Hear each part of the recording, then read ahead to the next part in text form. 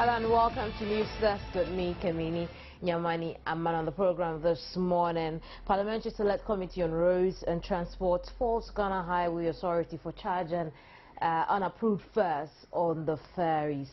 And 6 days after uncompleted six-story hotel collapsed at Niboy Town at Bekala Pass, I follow up on that issue this morning on the program. I'm sure you're also eager to know what happened to parents of wards at the University of Ghana Basic School. Were they allowed inside the school, or did they have to stay outside the school gate again, as it did happen yesterday? I'll tell you exactly what happened in the course of the program. Let's get into a first issue of the day.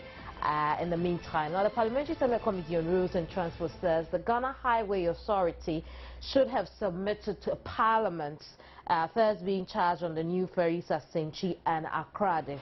The committee makes the remark after touring the ferry sites Monday. The ferries are now conveying passengers and goods across the Water Lake to the closure of the Adome Bridge on March 10, and it's expected to be a 24-month-long closure.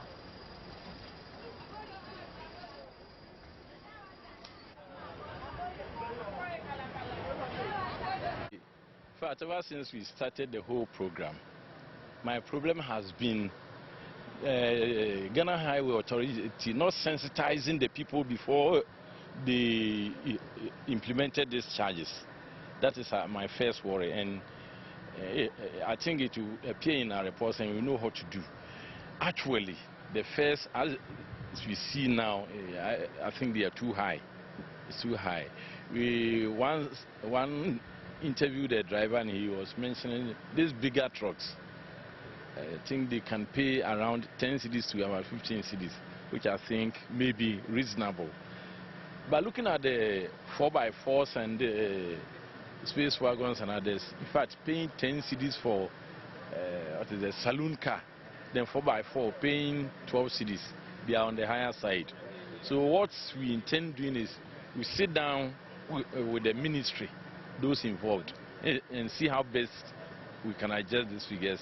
And even in the morning, the man who is leading the group told us they are reviewing the whole system.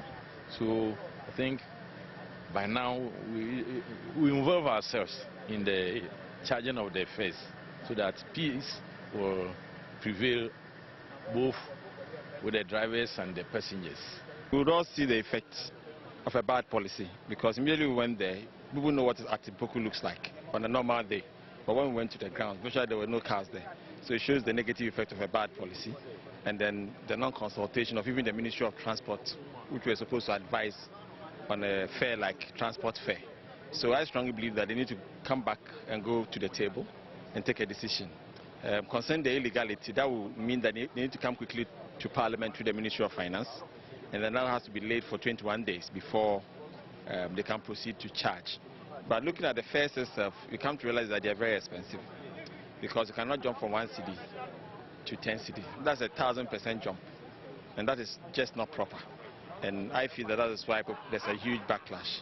It has also reduced the economic activities around the area, and I think a lot of people are suffering. I strongly believe that since we are not putting these ferries there for ferry's sake, or just ferry people, but as a makeshift arrangement to replace a bridge, it would be a good idea for government to cost how much it will run the ferries, and then incorporate the costs of running these ferries for the next 2 years into the cost of the project.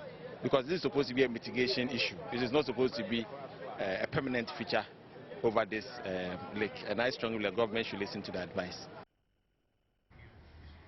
Right, and so that is what the chairman of the Committee on Roads and Transport has said, that indeed the fares being charged are unapproved. Luckily, I have him here in the studio with me, Michael Kofi Buampon, chairman of the Committee on Roads and Transport. Thank you very much for joining us on News Desk. Thank you.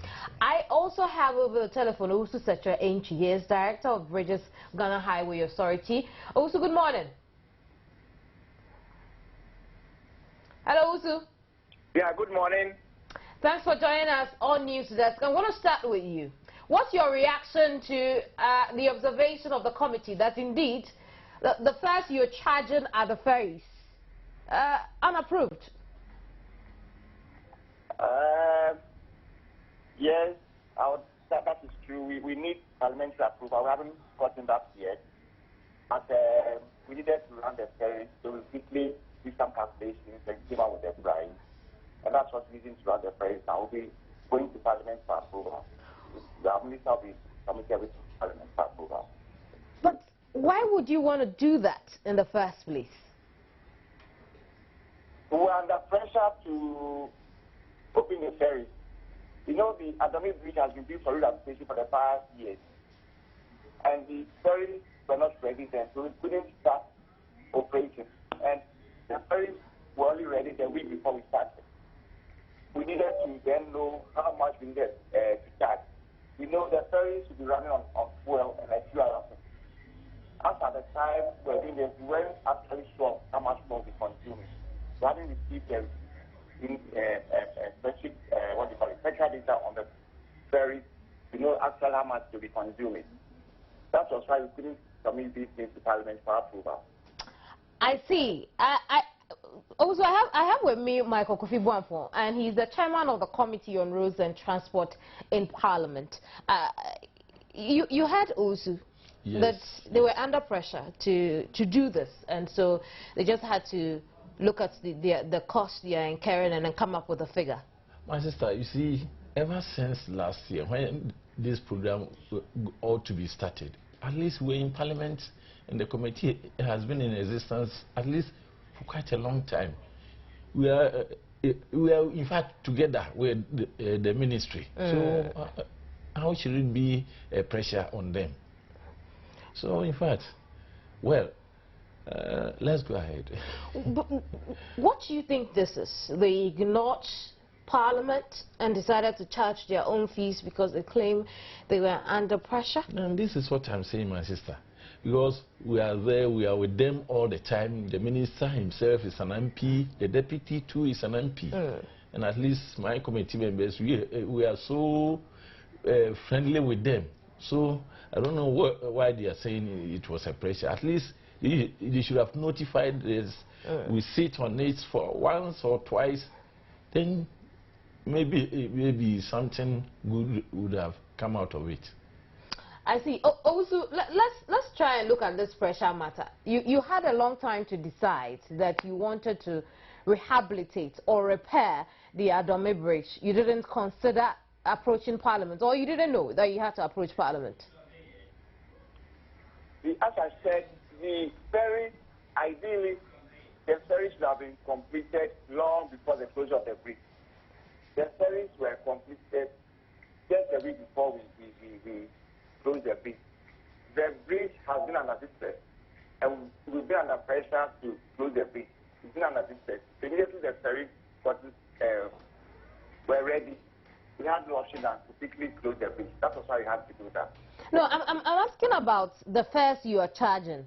You had time to plan for the closure of the bridge and its ripple effect on traveling across the Volta River. And so you knew that, unless you're telling me that the Ghana Highway Authority didn't know it had to approach Parliament to take a decision on the fare to be charged using the ferry. You had time to decide. You had time to plan that indeed we are closing the bridge, and so we would need to charge fares for using the ferry across the river. That is true. We didn't have the full complement of the technical specifications on the ferry in terms of the fuel consumption. We didn't really know, so we needed to get something down to enable us to do some calculations and get how much fuel we'll be charging. Because the basic thing we needed to keep the ferry running would be the fuel, and then the services that we have to be doing regularly, the bloody servicing, and these were the major cost components of the calculation. Apart from the fact that we also sought some advice, not only advice, we sought some, we looked at, we researched a company that also runs ferries and looked at how they go about their charges. So basically, that's what we did in rural calculation. Right. Also, I'm going to have you hold the line. Michael, should we be charging at all? The Ghana Highway Authority is inconveniencing travelers, and yet travelers are having to pay for it. Well, as for using of ferries, I think they should charge. But it shouldn't get to that amount, because yesterday this very man, Mr. Usu, briefing us, told us saloon cars, they were taking 10 cedis, 4x4, 12 cedis.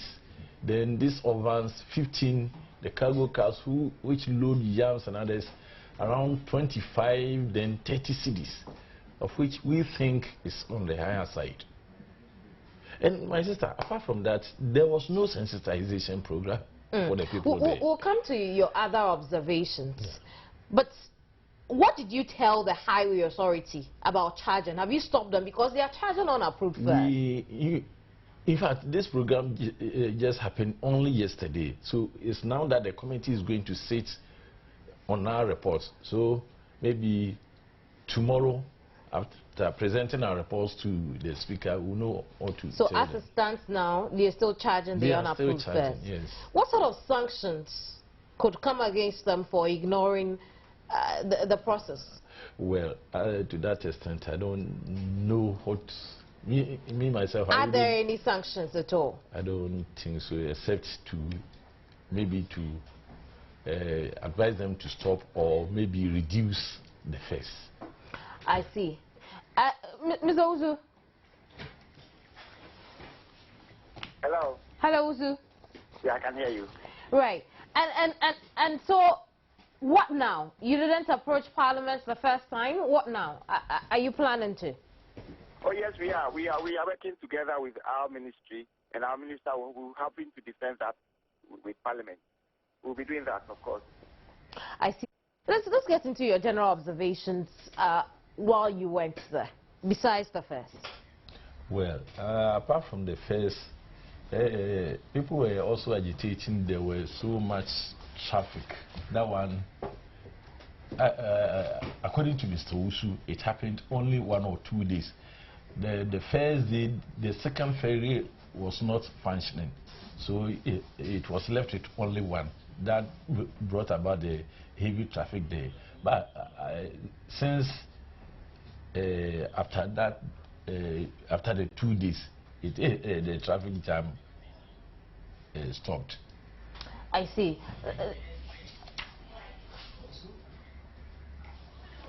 Hello, Usu. I can hear you. Oh, so right, and so now that people are not using the ferries, we understand in fact traffic has reduced along the banks of the river, that stretch of the bank of the river, and you still have these ferries running all the same. The civil works that you promised you were going to do at the banks of the river, when are we going to see them complete? I'm currently at the site now. We are here to inspect and then discuss how to use the subcontractor working on the civil works. I'm currently on the site now. Do we know why it has delayed? The outstanding works are not that many. When you come to the Senki side, there's a lot of construction work going on. That is not being done by DH. It's being done by the assembly and a private developer. The works being undertaken by DHA, the outstanding works are not that many. And we discussed the issue, as I said, I'm currently on the site with the contractor and then the consultant in the supervision to exactly know what's happening. But basically, as I said, most of the field work that we're supposed to do another project have been completed. Right. At this point, let me introduce Kwabena Otreda Komensa. He is Deputy Ranking Member, Committee on Roads and Transport. Thank you very much for joining us on News Desk. Thank you. What were your own observations when you visited the ferry point? Basically, two things.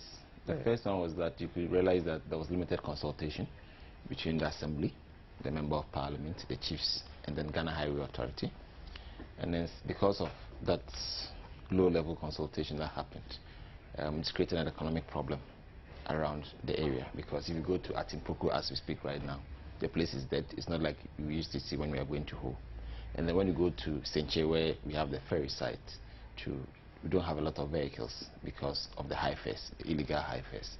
And this is creating a lot of problems for the people that used to sell or engage in some kind of economic activities around the area. And I think that is a major problem. And then you realize that a lot of the suggestions that came from the community, that is the DC, the chiefs, and the MP, were not heeded to. Such as, for instance, the issue about the fares. Because if somebody is using a bridge and you are collecting, say, 1 Ghana cedi, what on earth does it turn into 10 Ghana cedis? That's about 1,000% increase. And that is very unfair, because you are using that as a makeshift arrangement to repair your bridge. Because we have seen this coming way back in 2008. And therefore, you should have sensitized the community properly, and then also put in maybe other methods of transportation or crossing the bridge than what they currently have. I question why they couldn't add the cost of the ferry. The ferry as part of the project. Because I mean the bridge repairs about 13.5 or so, and then the ferry itself was about 12, including the other works that they needed to do. So if you add as little as additional $3 million to it, it won't spoil anything. And that is actually the cost of running the ferry for the next 2 years, when we calculated based on their own volumes that we're given. So I think that this chaos that has been created at the place has created a lot of problems for the people, and the Ghana Highway Authority need to remedy the situation as quickly as possible. Ozu. Hello. Right. Kobna is saying that you need to remedy the situation as quickly as possible, but let's deal with some of the issues Kobna has raised. Why couldn't we add the cost of the use of the ferry to the general cost of rehabilitation works to be done on the Adome Bridge? That's a very difficult question to answer. As we speak now, we didn't even know how much it was going to cost us to run the ferry for the next 2 years. The Adome Bridge, the rehabilitation works for the bridge should have started about 2 years ago. We had a loan for the rehabilitation of the bridge. We didn't have a loan for diversion. What the government did was to quickly put in place the rehabilitation of the whole Adome-Sorakope road to Accra. That was the first option that we had. That's when GOG took it over. As we speak, that project has already been completed.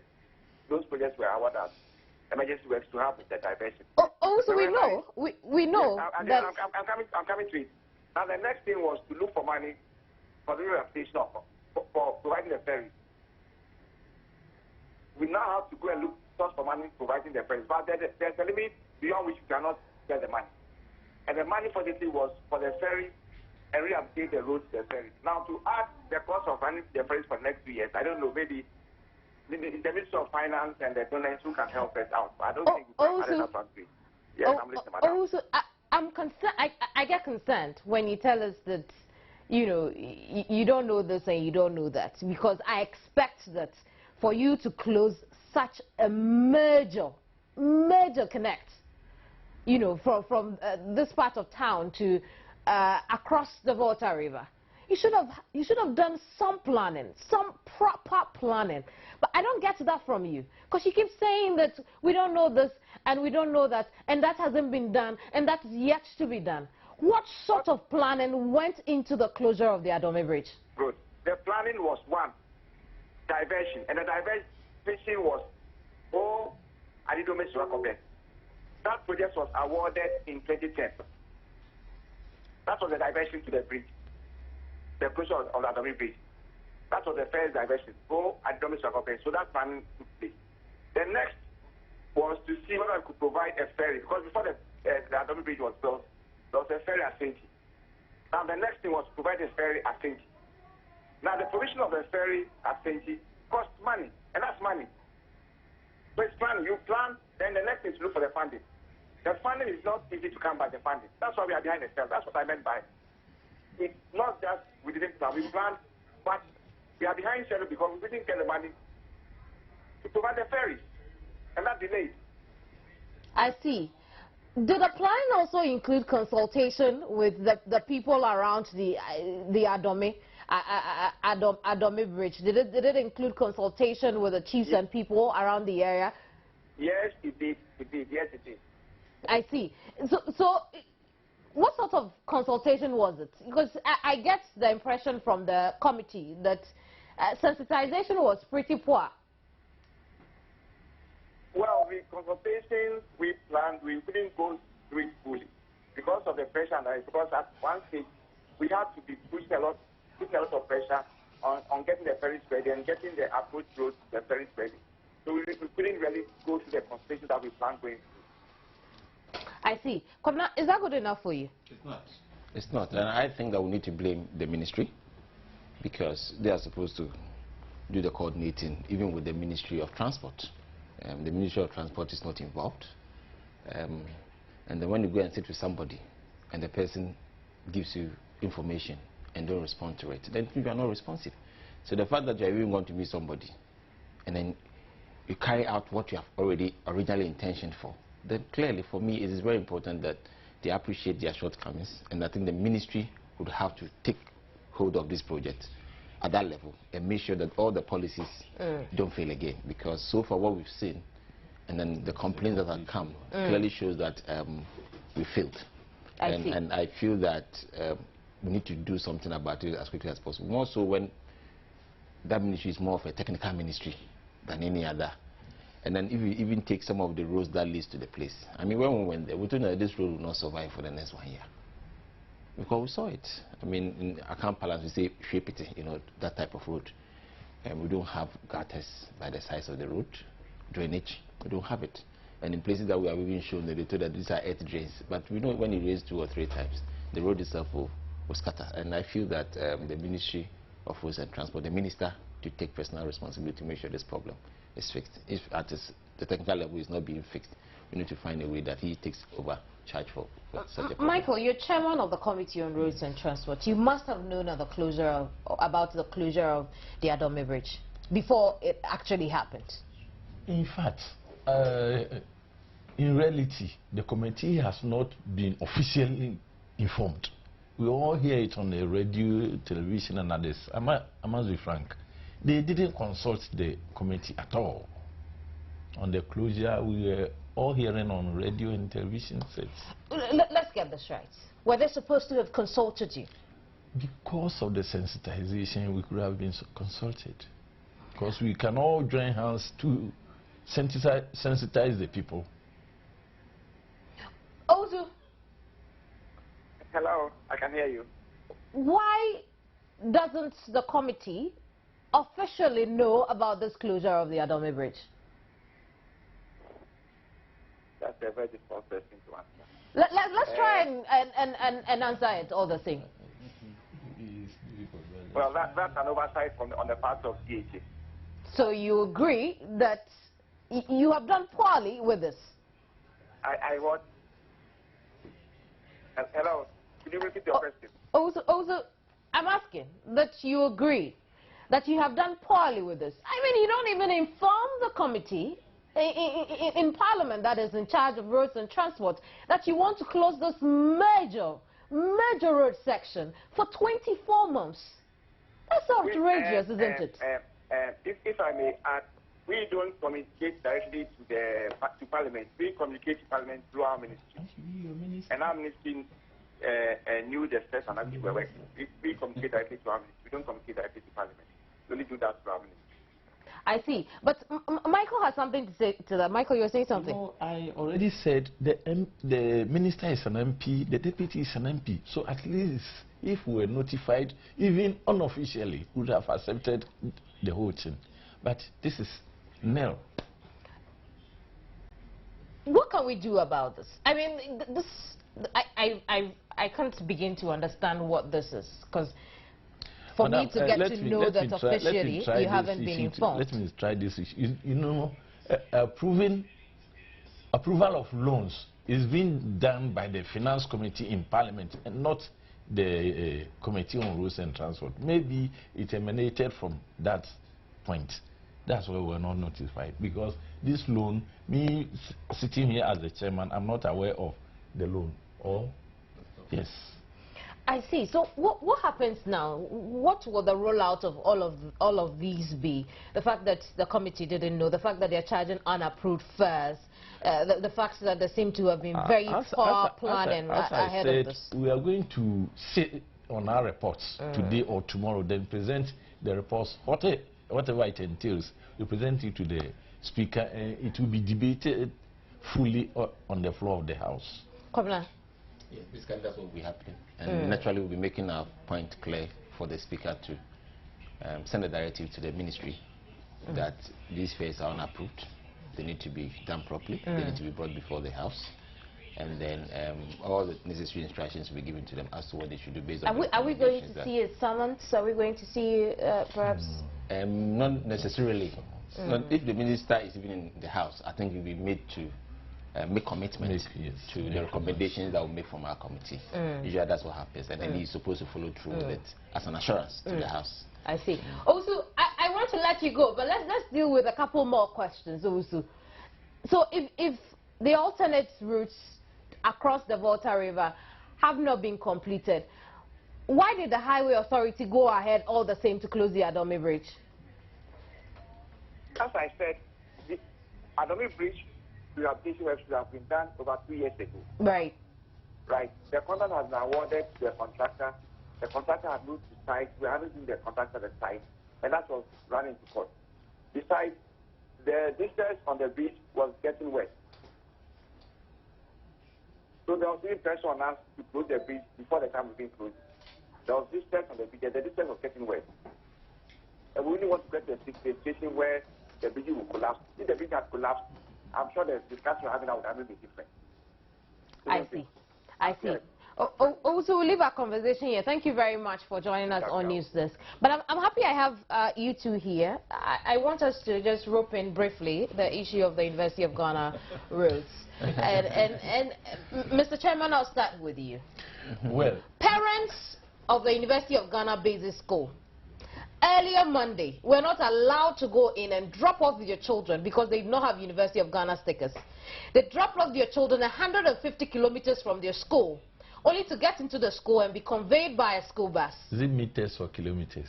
According to a parent. 150 kilometers. Yeah, that's what he said. It can never be 150 That's kilometers. not possible. Right. I'm told it's meters. Okay. Okay. Well, as at this point, I don't think it's a matter of my committee. It should be the Committee on Education. Because we finished with But this has got to do with the fact that the University of Ghana, I mean, recall... In fact, we don't need to tell the story considering the main issue about 1 or 2 months ago, it came up. The VC told us about the usage of stickers and other things. But because we did not submit our reports, because the Speaker curtailed the whole process, that the case was in court, so we couldn't submit our reports. It was all involved. But looking at the whole thing, paying 1 cedi and entry, then returning to 1 cedi, making 2 cedis a day. The whole year, you might have paid about 800 Ghana cedis. So considering that fact, they reduced it to 400 Ghana cedis. That was the reason the VC gave the committee. But lo and behold, I didn't know all these things will come up again when they were stopped on the way. So in fact, as at now, I think the Committee on Education, I'm suggesting that they should come in, because it's now education issues and not the...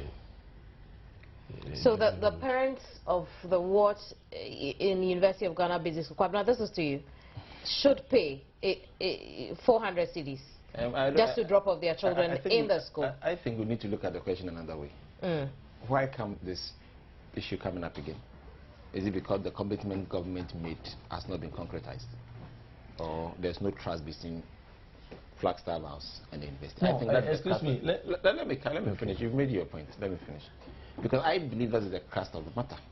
Because if the university have gone for a loan and government is not properly taking care of that loan, naturally nobody will go into the council to be asking them for repayment or the Ministry of Finance. They'll be going to the university. And first and foremost, naturally the university will have to protect its assets, because the more people use the road, the quicker it might destroy it. And therefore, if the university is behaving the way it's behaving currently, that if you don't have a sticker, you have not paid for so and so, you don't get access, the question we should ask ourselves is, what is government's response to the matter? If government said it was going to pay the loan, has it gone to see the bankers? Have they signed the necessary agreement so that nobody is putting pressure on the university, or there's so much uncertainty hanging around the. What does the committee know about that? We don't have any information, because the last time we finished with our report, after we have made our recommendation, I think that the speaker withdrew his directives, and therefore we couldn't present the report, taking a cue from the fact that the thing was in court, and government had also issued directives that we were taking over the loan. As we speak now, we should ask the university people, has the government really taken over the loan or not? As for university access, people can have access to university. And naturally, if the university is taking strategy, I believe we need to put the question squarely at the table of the president, because he said he was going to take up the loan. And I feel that's what we should do. I see. Yes. Would we see the committee do anything? Well, we act on referrals from the speaker. Basically, most of the time. If the speaker has not referred anything. In other words, the committee can take initiative. We can take initiative.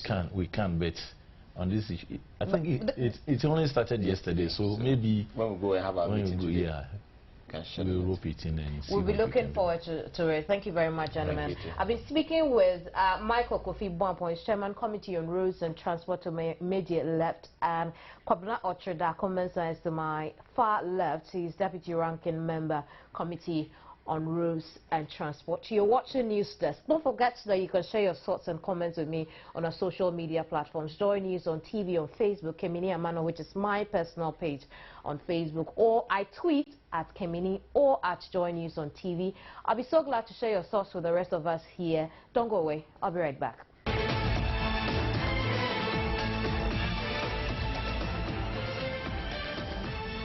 I'm glad you stayed on News Desk.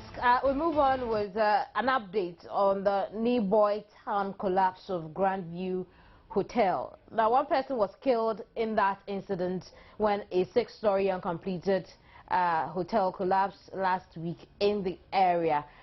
Subsequently, the Accra Metropolitan Assembly interdicted and arrested 3 of its officials over the collapse of a 6-story building at Niboy Town in Accra. The 3 building inspectors who work at the Okankoino sub-metro of the Assembly are found liable for acts of negligence as they failed to follow proper procedure.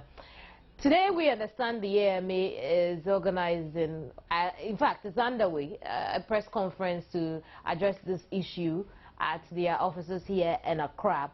We'll get you some live pictures from there, but now I have Elizabeth Saki. Elizabeth is a Member of Parliament for Okankwe North, and it's within her jurisdiction, for lack of better words, that this happened. Wow. Right, so thank you very much, Elizabeth, for joining me on News Desk. Thank you, you're welcome. So, 3 officers of the AMA have been arrested over this. What's your reaction to it? Well, I want to say hello to viewers, and I think that, yeah, that's the news, that for now 3 officers of the AMA has been interdicted. The reaction came on because I believe strongly that before after the Malcolm disaster, I quite remember that I was telling them that it was the responsibility of the building inspector to be going around and then looking at buildings when they've been put up. I remember very well in the 70s and around the 80s, I don't know what have changed of late, but then I know that building inspectors do go around, and when they are on their duty, they come and then they look at your drawings as per what building you're putting up. Then after that, they look at the dimensions and the size and all things. Then they look at what you're doing, and in comparison to that, then they decide either you're going the right way or they need to pull it down. Sure. And if they should, they quickly, at that moment, they pull the building down. Sure. But this time, I don't know what has become of. We only talk of permit. But the question is, who gives permit? It's the AMA. And when the building inspector had assigned and given the permit, then you need to go to the field. You're not giving permit to sit in your office, watching over. You need to be on the field and then look out for whatever is being done there, whether it's been done properly or not. I'm sure that's why these officers have been arrested. That's why, but you also recall that after Malcolm came down, an officer was publicly arrested during a press conference. We don't know what came of that. And we are seeing a similar action now. I can tell you that that officer who was also arrested was suspended for 6 months without pay. And then after that, he was handed over, and I'm sure he's still on. He needs to appear before the court for further interrogation and then prosecution. And this one will go just like that. And it doesn't happen only to the AMA officers, but as well to the contractor and the owner of the building. So that is. And so in the case of the Grandview Hotel. Yeah. What happened with the contractor, the owner? We know that the contractor was he was also arrested, picked up, and all that. But yeah, the contractor had, as I speak now, written his statement. He has been on bail for now. The owner is also on bail, so it tells you that it's still in process, and they will still work on it. So they're not going to have it easy, since it's the second time that we have heard this disaster and the constituency. I get a feeling you're going to see this to the end. Let's talk about the people who were affected by the collapse. Okay. Let's start off with those who were actually injured in it. We lost their life and all that. Yeah. What's happened as far as trying to give those people relief is concerned? As it's Friday evening, I was at the hospital to visit the gentleman that was admitted. And for now, I was told by the doctors he will have to be there for 1 week because he's now recovered, and they're now trying to do a lot of medical exams to get him fit. And then for the other one, he was discharged. So today was the day that was fixed on the ground or at the site where the mayor agreed that we as stakeholders will have a meeting, and then we'll know what steps to take further. And that's why I was a bit surprised to hear that they're having a press conference without informing us. At least we should be in the know. And I'm still waiting to hear from them what time the meeting is coming on, because he insisted that they will call me, they'll let me know, and that today, Tuesday, we'll have a meeting. So I know we're having a meeting today at AME. And after this interview, I'll call myself, because if they don't call, I'll have to. I'll call to be sure that the meeting is coming on today. There were some persons who were asked to leave their homes, you know, some surrounding homes in the area were asked to leave their homes. But even before we come to that, so this person who died as a result of the collapse, how about that person? We saw some compensation in the case of Malcolm. Are we seeing the same with these persons? For sure, it should, because it should go in the same line. It's life lost. And when life is lost, you need to bear the cost, because it's somebody's negligence, and the person will have to face it and pay the cost for it. But for now, my worry is I have not as now got to know the family of the deceased. Why know so? Is we really don't know them. And when I visited the gentleman at the police hospital, he told me that the gentleman is his brother-in-law.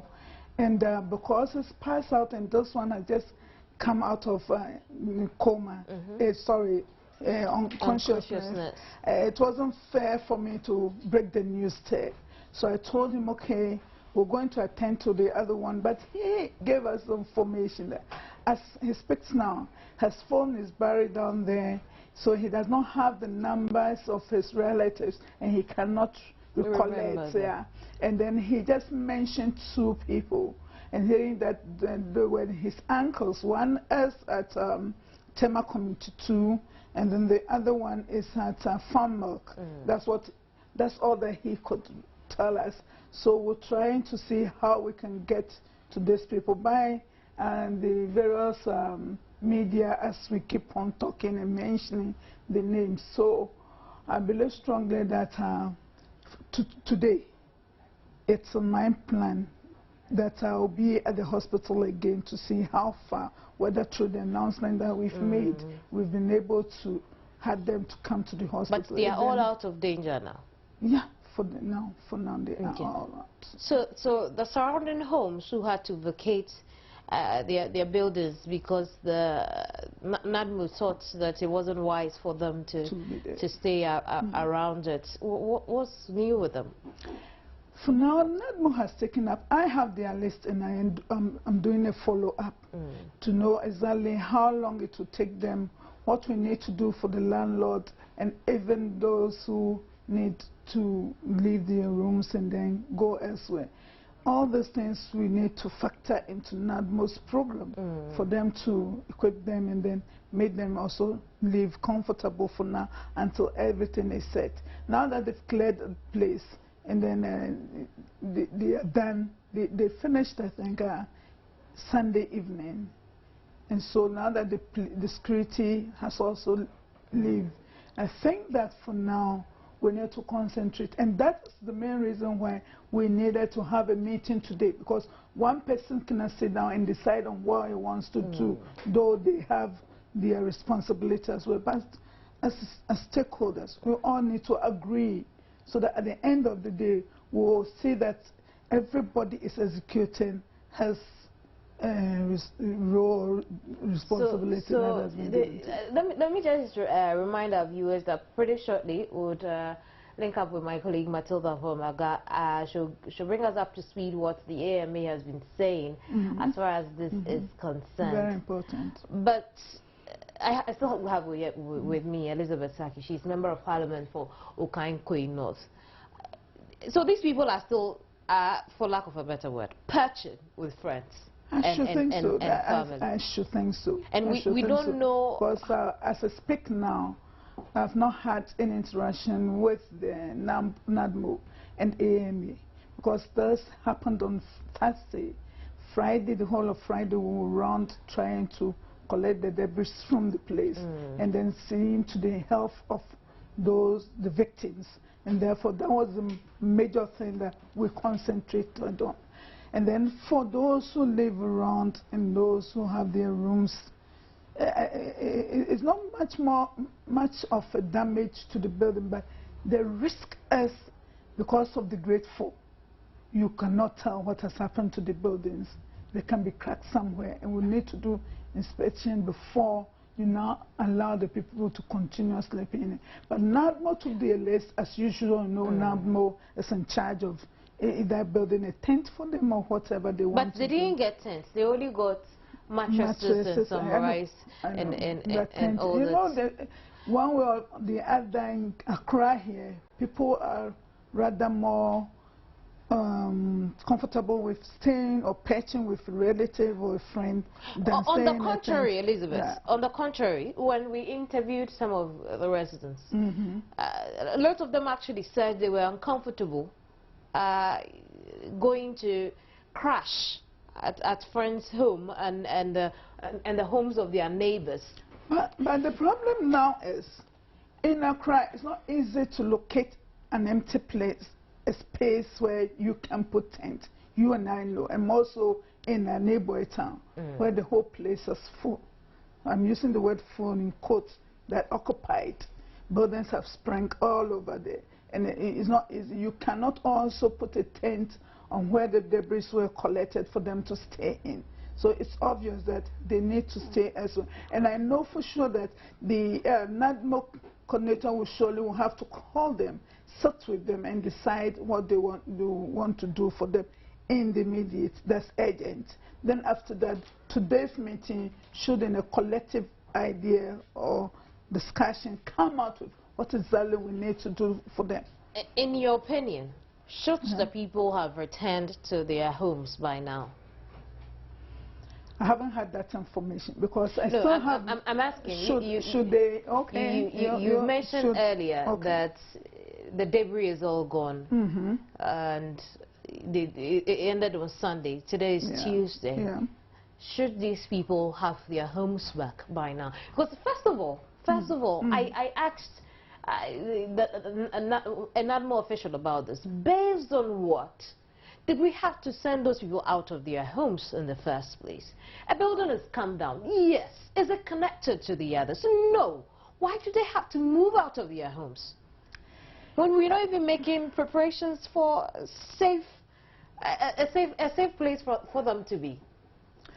Well, we can say no and we can say yes at the same time. No, for the fact that this huge building that collapsed, the weight therein, and then the shake of the whole area can cause a lot of damage to foundations. And if you can remember the Malcolm one, after we asked the other building, no occupants should be there because we're not sure how firm it is.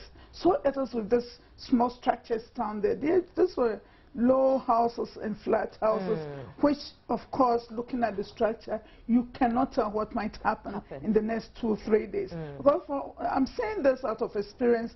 When I had a report that this structure was going on, and I can't remember, we started talking about it, talking to the building inspector, talking to the assembly member, trying to push him and directing as to what should be done. And whilst those negotiations were going on, suddenly the building came down as if we knew. So you cannot also tell what might happen to these other structures all around it. For now, even with his own hotel, the huge one, the advice that came from some members, from the security and others, is that we need to evacuate everybody from there and then make sure that the building is being tested. That one we have the architectural association, and I'm sure tested? They can. Which one? Have those buildings been tested for us to be sure that they are not going to come down? When we get to the meeting, I'll know whatever had transpired between the mayor and the other stakeholders, and that's the major reason for our meeting today. In the first place. Exactly. This happened in your constituency. Exactly. I'm sure there are a lot of structures coming up in your constituency. Yeah. What would we see happen henceforth? It's another good point you've raised, and I was just discussing this last Friday with Radio Gold, that the constituency has become more of industrial area, where people think that because of where it is being located, so now people are building up more, and I think that because of that, now we need to have experts around. I'm not saying the building inspectors were not experts, but then when you talk to them, they'll tell you they need some instruments to work with, and they are handicapped, and that's why most of the time some of these things do happen. For now, I believe strongly that we need to work harder and then put things in place so that we'll have the right instruments that they can work with to help us have good structures in the constituency. And this meeting for today, I'm so anxious, not because of just going to discuss what has happened, but also the way forward. And I think that we need to document things so that we'll have a clear way of doing things per buildings springing up in the constituency. Right, thank you very much, Elizabeth. Elizabeth Sakis, Member of Parliament for Okankwe North. And I'm unable to bring you the AMA press conference now. I'll bring you a visual of it later on News Today when I see you again at midday. Thank you very much for watching all the same. My name is Kimini Nyamani Amano. Enjoy the rest of our broadcast. Goodbye.